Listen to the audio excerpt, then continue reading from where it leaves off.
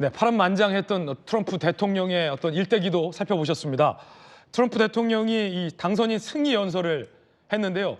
그 승리 연설의 한 대목도 저희가 준비를 해봤습니다. 그리고 조금 전 해리스 후보의 패배 인정 연설도 잠시 후에 저희가 들려드리겠습니다. 먼저 트럼프의 승리 연설 한 대목부터 들어보시죠.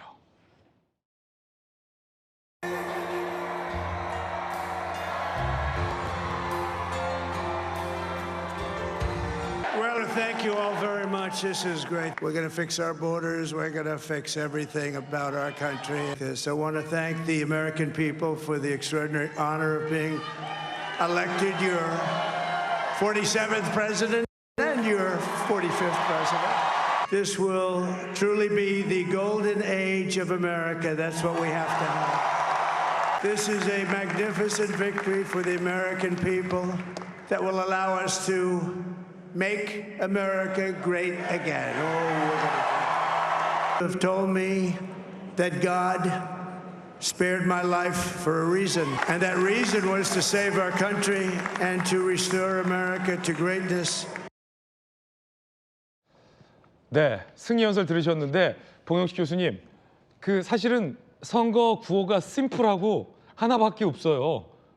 미국을 다시 위대하게, 이게 또 먹힌 건데 아까 승리 연설 중에 We're gonna fix our border, We're gonna fix everything, 국경 얘기도 꺼내면서 의아하고 미국의 황금 시대를 다시 열겠다라는 이 황금 시대라는 표현을 쓴 것도 이색적인데 이게 어떤 뜻일까요? 이제 트럼프 그 미국 우선주의 또 미국을 다시 위대하게 만든다는 것은 이제 경제부터 시작합니다. 옛날엔 부흥했는데 이 불법 이민자들을 방치해가지고 이렇게 열심히 일하는 정직한 미국인들이 손해를 보고 있다. 아, 그래서 국경 얘기를 한 거군요. 이 엘리트들이 우리나라를 팔아먹고 있다. 그래서 내가 당신들을 보호하겠다. 이런 담론을 가지고 2016년에 네. 힐러리 클린턴 후보에게 그 역전승을 거뒀죠. 그래서 나는 비록 부자지만 반 엘리트 정치인이다. 당신들을 보호하겠다. 그런 얘기를 했죠. 그래서 이제 47대 대통령이 됐는데 그래서 제가 주목을 한 거는 이제 47대 대통령 선거였지 않습니까? 근데 47이라는 숫자가 중요한 것은 트럼프가 2016년에 힐러리 클린턴 이길 때도 전국 득표율이 47%였고 2020년에 바이든한테 패배했을 때도 전국 득표율이 47%였습니다. 그래서 이번에 47% 이상의 전국 득표율을 받으면은 무난히 승리할 것으로 예상했는데 51%를 받았어요.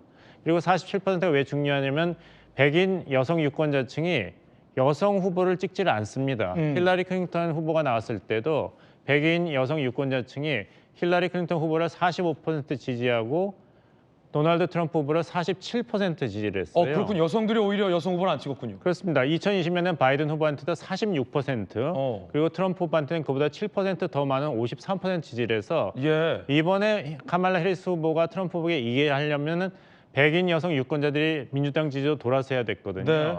그런데 오히려 지난번 바이든 후보가 나왔던 2020년 대선보다 3% 덜 받았습니다. 여성 유권자로부터. 그러니까 미국 여성 유권자들이 여성 후보를 찍지 않은 거예요. 그렇군요. 그렇기 때문에 트럼프 대통령이 손쉽게 더 이길 수 있었다. 국경이라는 언급했던 것도 결국은 어떤 미국 중심의 어떤 경제 정책을 강조하는 거다. 조금 전 카말라 해리스가 패배를 승복했습니다. 그 연설 한 대목도 저희가 발빠르게 준비했습니다. 들어보시죠. Earlier today, I spoke with President-elect Trump and congratulated him on his victory. I also told him that we will help him and his team with their transition, and that we will engage in a peaceful transfer of power. I am here to say, while I concede this election, I do not concede the fight that fueled this campaign. The fight for freedom, for opportunity, for fairness, and the dignity of all people. A fight for the ideals at the heart of a nation, the ideals that reflect America at our best.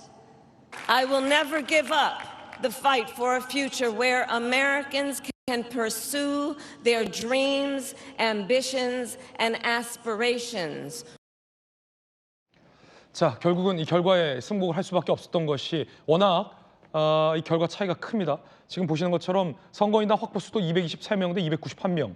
자, 뉴스 속보입니다. 조금 전 윤석열 대통령도 트럼프 당선인과 통화를 했다라고 용산 대통령실에서 밝혔군요. 대승을 축하한다라고 윤 대통령이 인사말을 건넸고 트럼프 대통령은 한국민 각별한 안부를 전한다라고 답변을 했다라는 게 대통령실의 설명이었습니다. 뉴스 속보 전해드렸고요. 트럼프 대통령에게는 이번 선거 기간 내내 따라다녔던 리스크가 있습니다. 사법 리스크입니다. 그런데 대통령이 됨에 따라 이 사법 리스크로부터 자유로워질 것이라는 전망입니다.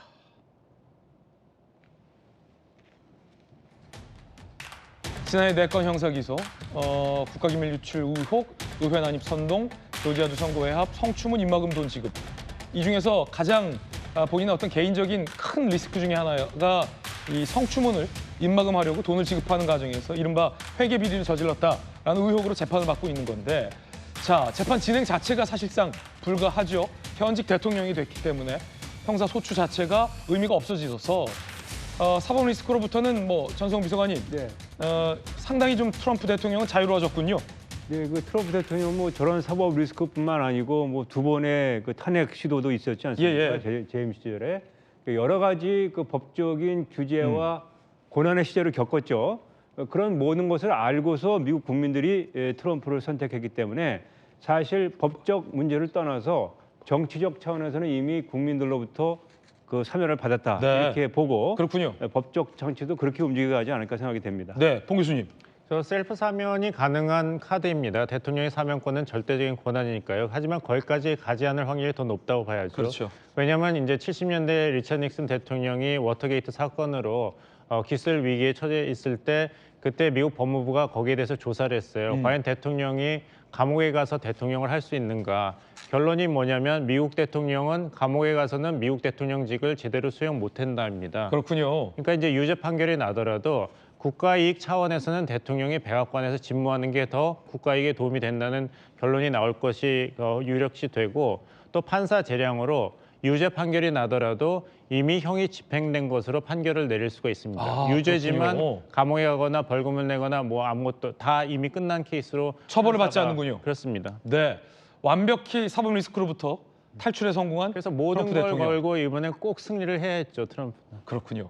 절박한 사람에게 기회가 온다니까요. 어쨌든 사법 리스크로부터도 트럼프 대통령은 자유로워졌습니다.